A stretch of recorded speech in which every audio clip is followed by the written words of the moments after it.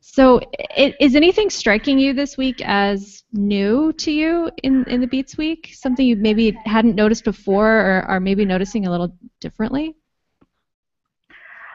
Um, well, just an observation, really. Like I wasn't when reading the Beat poets before. I wasn't really into Kerouac per se. Like on the scale of Beat poets, I'm more on the Robert Greeley side.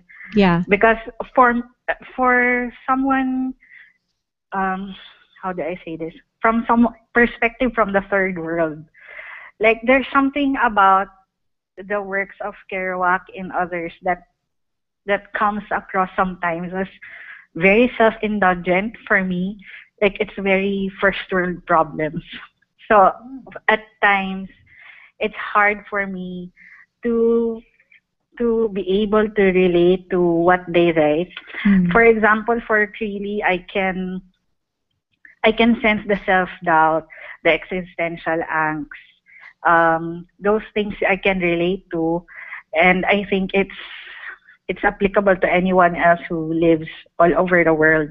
But for some reason, with some of the beat poets, it's like it's very I don't really know how else to describe it, but it feels like that sometimes. And I think my quote unquote breakthrough came last year when I looked at it in through the lens of music, I guess, through jazz and the improvisation thing, and the perspective of the artist or the writer letting go and just improvising. I think that's where I start to get them. So just an observation. I don't know if it's like that for anybody else. No, I think that's beautiful. Yeah, there's something about making the connection to music that just opens up so many different possibilities. Mandana, I feel like you have thoughts about this. We were talking a little bit about this before the webcast. T, you're kind of reading my mind a little. Not just for Creeley, but for a lot of the poets of this week.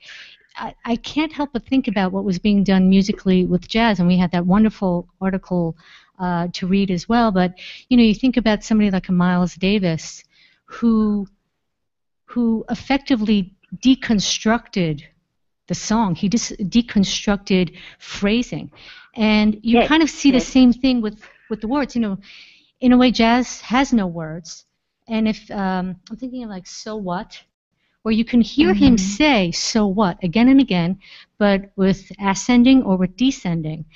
So he changes the spelling, he changes the intonation. I know, you're right. Yeah. And it's wordless, but it's all there. So, and not only is it all there, to your point about different cultures, if you're listening to it as somebody who speaks English versus Urdu versus anything, you're all still hearing Miles Davis. And that, I think, is a big part of what you see going on now, and certainly with the New York School and what comes. A bit in the Harlem Renaissance, but not quite in this improvisational way. And actually, to your point, this is how I could get into Kerouac a little more, because the improvisation of jazz helps me get into the spontaneity. Does that help you make sense of something like the babble, the babble prose? Yes. The irony of writing a list of how to be spontaneous is not lost on me. So T, are you still there? So in a minute, I'm going to ask the TAs to identify one thing they recommend that members of ModPo carry with them forward into the weeks that are coming up, and I want to invite you to do the same. What's one thing that you would recommend everyone take away from this week? Surprisingly, Kerouac's belief and techniques for modern prose really started to mean a lot to me ever since I started to understand it. And I think the first caller, I think earlier, was asking if it was okay if he feels like it. if he feels that way, he likes whatever he feels, if it's dark or whatever.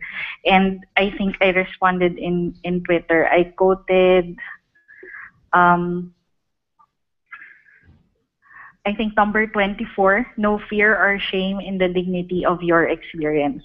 So I think Nice. that's one of the things that stuck with me, and I will keep with me as I move forward. Whatever it is that you like in Modpo, I echo what Mandana said, that it's important. What's important is that it made you feel, and I think that's one of the things that Modpo does very well. It's beautiful. Thank you so much. T, I'm really glad you called in, and I want to encourage everyone to follow T on Twitter with one of the best handles ever, which is and how. So follow T at and how. And I hope you'll call in again soon.